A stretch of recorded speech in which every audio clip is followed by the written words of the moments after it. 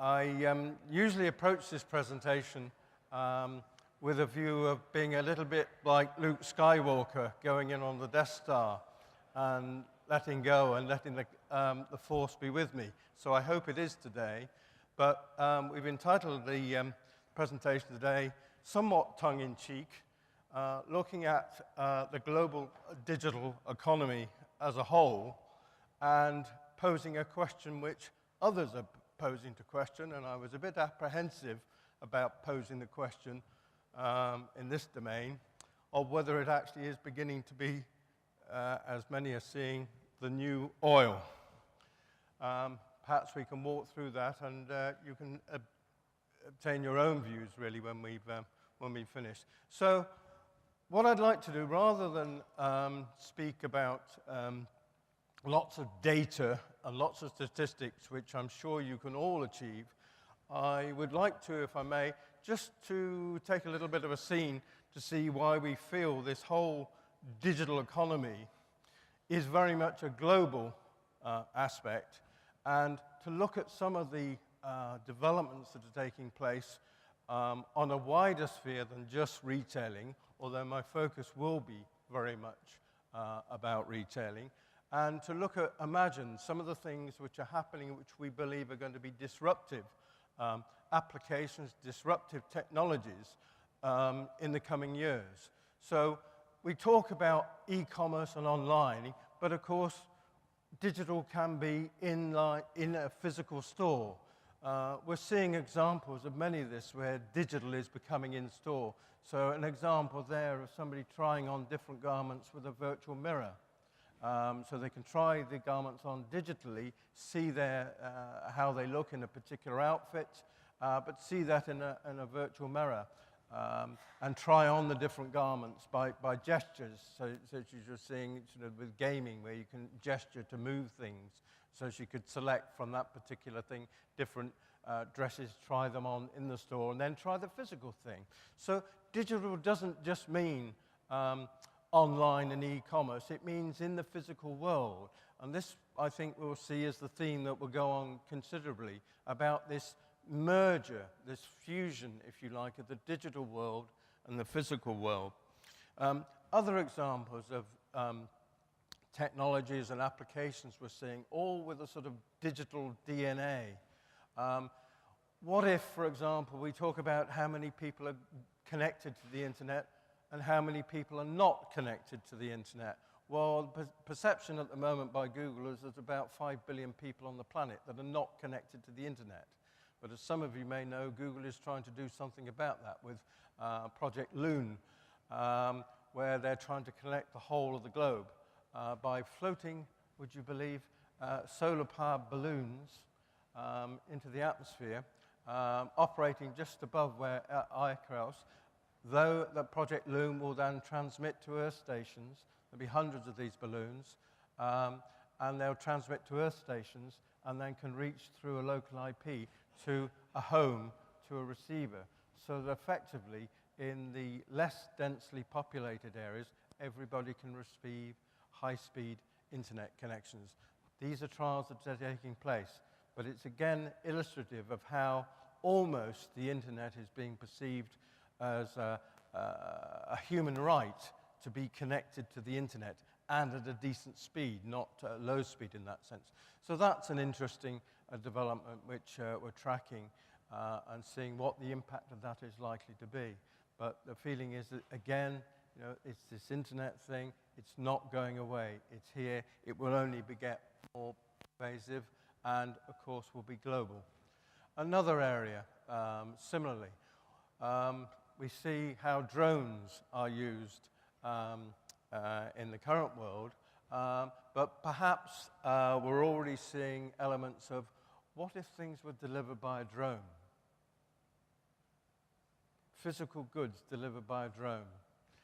There are trials going on in the US with Domino's pizzas, where you can order by iPhone your pizza, and it will, through GPS tracking, will deliver by a small drone, a little mini helicopter drone, will deliver your pizza to you. So anytime soon, I'm expecting to see some ArabNet drones moving around, so don't shoot them down. They might be delivering goods, etc. And I give some examples there in those little captions in red at the top.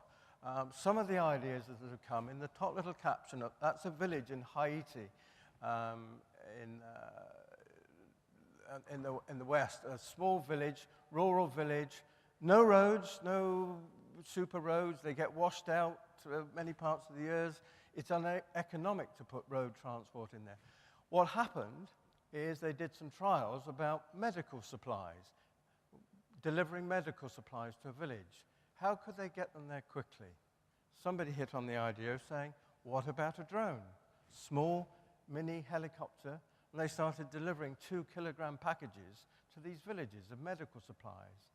They could equally send back the samples back to a medical center in a town or city for analysis. So that started to happen. All untouched by human hand, all by satellite positioning, GPS tracking, etc.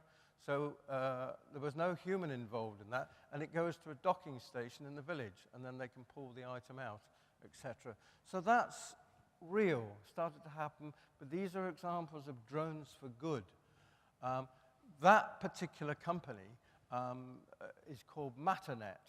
They started to do that in villages, and they said, well, fine, but if you look at the second illustration, it's grayed out there, they have a view that MatterNet will do for transportation what mobile did for communications. And what they're saying is they're seeing this as equally viable in city centers to actually do delivery of physical goods by drones, right down to a specific address.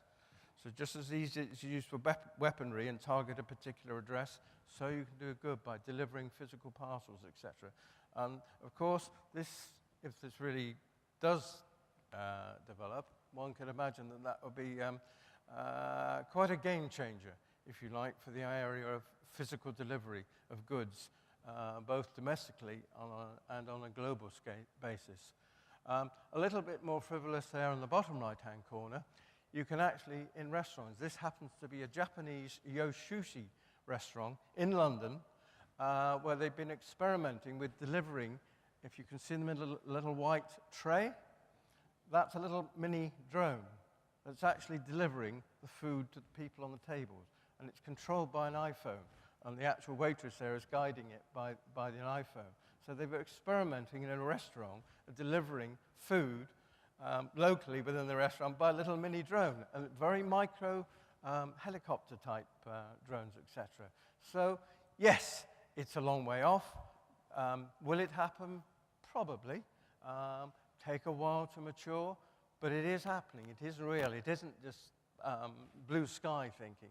And this is some of the things we're seeing, that these developments are taking place, which could be very, very disruptive, change a lot of establishment operations, good for the environment, and if they're solar powered, take transport off the roads, save having to build lots of roads, and of course, you know, where is the oil used? Because this is solar powered in many respects.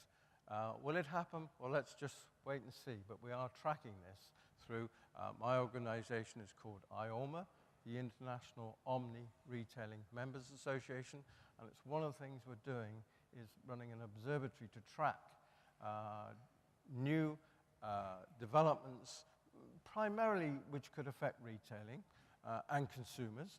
But the important thing is consumers are doing these things. So that's another area which we believe is a very significant development to watch. Third one we're looking at, what if you could design, make, and recycle things yourselves? And some of you will probably come across the term 3D printers. Simplistically, it's being viewed by a number of people as saying, is this the second industrial revolution? By that, they mean that the technology has been around in manufacturing and aerospace for rapid prototyping of components, etc. But now it's going to the consumer market. There are now 3D printers, like we see here, and they're developing all the time, which you can probably get for about $500 in your home. And if you want to purchase a product online, you download the 3D drawing to your printer, and the printer will actually make the product. You feed raw materials in like plastics or glass or metal, and it will actually make the item in front of your eyes. It takes a little while to make it, but you can actually make small products at the moment. There's an interesting one there, a gentleman called Jay Leno, who you may know from the US. He actually, that's him with his 3D printer, he, in a particular experiment there, had an old American car, a 1928 Duesenberg, and a part broke on it. And he couldn't get the spare part. But what they could get was the original technical drawings for the car, 2D drawings. They converted those 2D drawings into 3D drawings, and then they downloaded the design into the 3D printer, and they made the spare part for a 1928 Duesenberg. That sent all kinds of ripples about industry, about spare part replacement. Do you need vast warehouses of spare parts, etc.? Could you just make one? And could you make things you don't need to hold vast inventories of stock? So it's beginning to move. It's still early days, and it will obviously be many years before this becomes ubiquitous. But you know, the beginning to see shoes, fashion, chocolate you can download. Some foodstuffs, actually, you can actually download and make. Guitars, tables, chairs. Early days, but the thing is, as well, with this, that if you have one of these in your home and you wanted to do a design, you could design it yourself, make your own design, and make the product yourself. So what does that do to manufacturing? What does that do for retailing? Perhaps what we're looking at here, if it is indeed, as it's being labeled, Industrial Revolution 2, we're looking at remote design by individuals, by us as consumers, if we want to design a thing a certain way. Remote production, we print it in our own home, or at a central print shop, that could be done. Digital distribution, no physical items being delivered. We won't need the drones to deliver physical items. You download it and make it yourself. No stock. It's as economic to produce one as it is to produce 100,000, because you just make it when you want it. So think about that. No stock holdings, particularly for spare parts. Think what retailers do. Think what manufacturers do. Produce hundreds of thousands of a product and hope that it will sell. Well, now you only make to order. So there are no costs involved until you sell one item. And it becomes economic to produce a single item. You don't have to have the large volume production runs. Physical transportation, and I'm not going to step backwards down here. Physical transportation. There is no physical transportation. It's downloaded, a physical item. At the moment, they're small items. But sometimes what people are doing, they're downloading the components and they're making a large item. Some guys in the States built a Harley Davidson. But how they did it, they downloaded the parts to a Harley and then they assembled it themselves. So that's a different technique. Don't eat the elephant all in one go. Do it in bite-sized chunks. No packaging. Think of what goes in packaging of goods and how the design of goods and all the waste material that goes in packaging goods which we as consumers buy. In theory, if you're just downloading and making the product, no packaging. Think of the implications about that. And when you finish with the item, if there's a new design, what you do, you can put the item back into the 3D printer, effectively melt it down, reuse the raw materials, and make a new design. So you have the latest model, if you particularly want that. So infinite recycling, even down to the fact that the 3D printer you've got can replicate itself. You don't have to keep going and buying new ones. You can make a new one yourself. It can remake itself. So it really is, as you know, we're saying, perhaps the ultimate, I want it now. Don't have to go anywhere. You order it when you want it and download it. Yes, again, it's a long way away in terms of volume and scale. But the technology is here, and you know, many view this to say, well, this will never happen. Well, many people said the internet would never happen. If you think back 20 years, most people had not heard of the internet. It was around in America just for defense. But most people 20 years ago hadn't heard of the internet. Now look at the world and the internet. Where will this be in 20 years' time? I'll leave that with you. But the suspicion is, like the internet, this is not going to go away. What if everything was connected to the internet? Everything was connected to the internet. We're seeing developments in glass and how glass is manufactured, and bendable, flexible glass, etc. So that's another area that we're seeing screens, digital wallpaper, etc. being used, where you can talk to the wall, you can look at the wall, select things, but again connected to the internet. So where we're going on, particularly the area that my focus is on, retailing, it's this combination of old and new, online, digital, physical store base. It's a bit like oil and water. Does it go together, a physical store and online?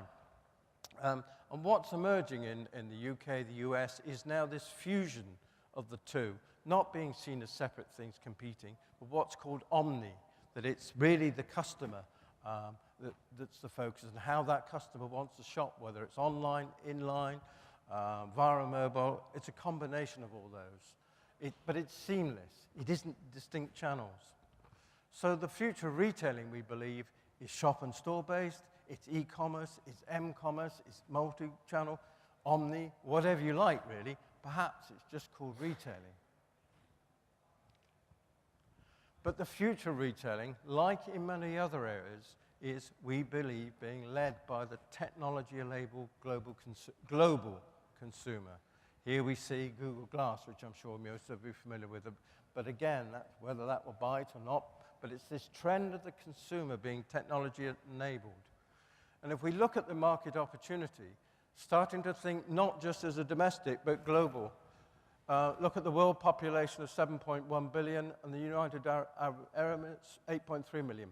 But in fact, you've got a potential to reach a world market. So just summing up, we always think that change will occur instantly. Well, practice tells us it doesn't, and as Bill Gates has said, it probably takes about 10 years for it really to bite.